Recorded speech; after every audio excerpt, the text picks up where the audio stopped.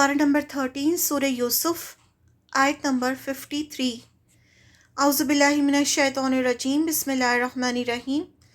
वमा और नहीं उबर्रियु मैं बरी करता नफ्सी अपने नफ्स को इन्नन नफ्सा बेशक नफ्स लअम्मारतुन अलबत्ता बहुत हुक्म देने वाला है बिस्सूई बुराई का इल्ला मगर माँ जिस पर रहीमा रहम करे रब्बी मेरा रब इन्ना रब्बी बेशक मेरा रब गफूरुर रहीम बहुत बख्शने वाला है निहायत रहम करने वाला है।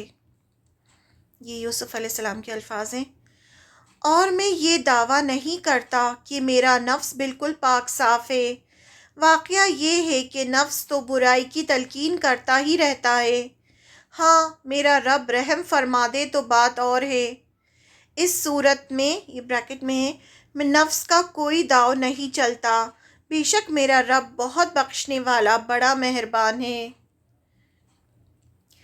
जब मिस्र की औरतों ने अपने जुर्म का एतराफ़ कर लिया और यूसुफ अलैहिस्सलाम की बेगुनाही साबित हो गई तो यूसुफ अलैहिस्सलाम ने अपनी बढ़ाई नहीं की।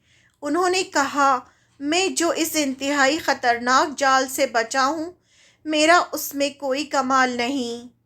नफ्स तो मेरे पास भी है, मेरा नफ्स भी मुझे गुनाह करने का हुक्म देता ही रहता है, लेकिन ये तो मेरे रब की रहमत है कि वो जिसको चाहता है गुनाह से बचा लेता है। यानी यूसुफ अलैहिस्सलाम ने सब चीज़ों का जो क्रेडिट है वो अल्लाह ताला को दिया। और सही बात है, इंसान का नफ्स जो होता है, नफ्स अम्मारा, वो उसे हमेशा बुराई के लिए उकसाता रहता है, बुराई का हुक्म देता है। तो यूसुफ अलैहिस्सलाम ने कहा कि मेरे नफ्स ने भी मुझे बुराई का हुक्म दिया, लेकिन ये तो अल्लाह की रहमत थी जो अल्लाह ताला ने मुझे बुराई से बचाया। गुनाहों में बहुत लज्जत होती है, यानी गुनाह जो ऐसी चीज़ें शैतान ने उससे बहुत खूबसूरत बना रखा है और इंसान को बहुत मज़ा आता है गुनाह करके। और हमारा नफ्स भी गुनाहों की तरफ झुकता ही रहता है, लेकिन इंसान का तक़वा यानी अल्लाह का डर, यानी अगर उसको अल्लाह का डर होता है तो वो गुनाहों से रुक जाता है। इंसान, उसे लगता है कि अल्लाह ताला मुझे देख रहे हैं, ये अल्लाह पर ईमान होता है। और दूसरा होता है आखरत पर ईमान, कि मुझे इसका, अगर मैं गुनाह, मैंने गुनाह कर लिया तो इसका हिसाब मुझे अल्लाह को देना होगा आखरत के दिन। तो ये जो जज्बा होता है इंसान के अंदर, ये जो ईमान होता है, ये उसे गुनाहों से बचाता है।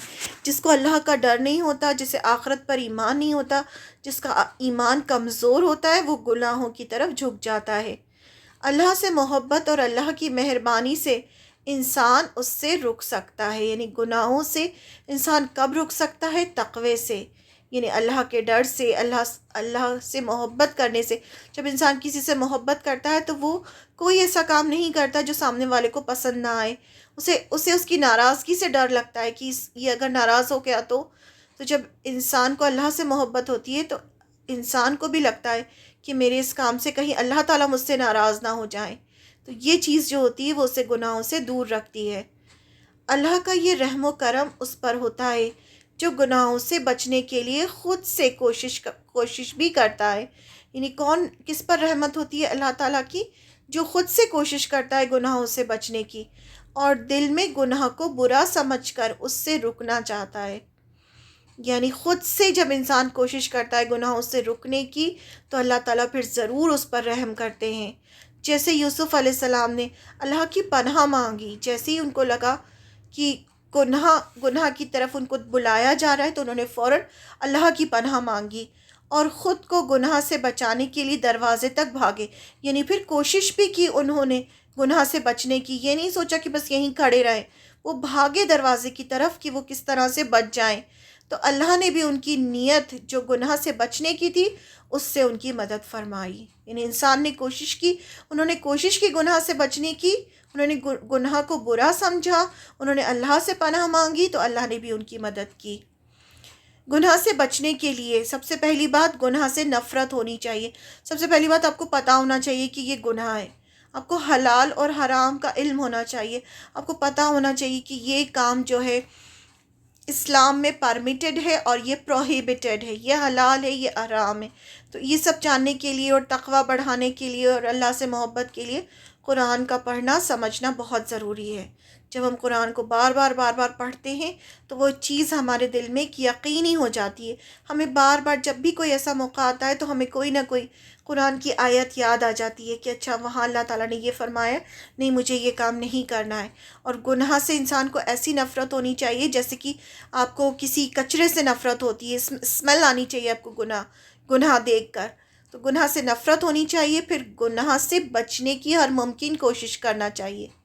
اب یہ نہیں کہ آپ بس کھڑے ہیں کہ ہاں وہ اللہ تعالیٰ بچائیں گے، نہیں، آپ کو خود کو بھی کوشش کرنی ہے گناہ سے بچنے کی۔ جیسے یوسف علیہ السلام دروازے کی طرف بھاگے تو جب کہ لاک تھے سارے دروازے، لیکن اللہ تعالیٰ ایک ایک دروازہ کھولتے چلے گئے ان کے لیے۔ تو گناہ سے بچنے کی ہر ممکن کوشش کرنا چاہیے، اور تیسرا اللہ سے مدد مانگنی چاہیے۔ انہیں تینوں ہی کام کرنا چاہیے، نفرت بھی ہونی چاہیے گناہ سے، گناہ سے بچنے کی خود سے بھی کوشش کرنا چاہیے، اور اللہ سے بھی مدد مانگنی چاہیے۔